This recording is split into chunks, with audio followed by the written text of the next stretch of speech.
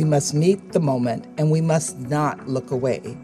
History tells us that looking the other way in the face of such hostility will be a far more costly path. U.S. officials believe an invasion could happen any day, any time, any minute, and that it will be a full-scale invasion.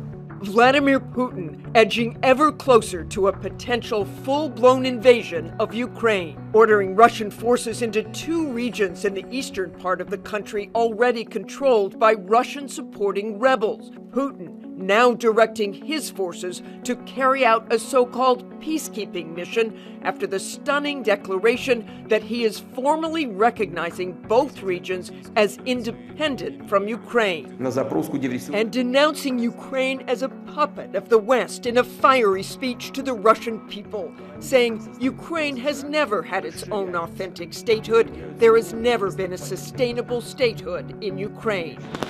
Immediately after the speech, what appeared to be a pre-planned display of fireworks in one of those regions arranged by the Kremlin. But the move immediately met with a chorus of condemnation. But with hopes for diplomacy dwindling, many fear this is just the beginning, a dark sign of what is to come. The 2 breakaway regions within Ukraine, already embroiled in a long-running battle for control between Moscow and Kyiv, may now become a launching pad for the Russian military to invade deeper into the country. The amount of combat power that we expect Russia to bring in there, we're talking about significant destruction, significant loss of life, increased number of refugees on both sides.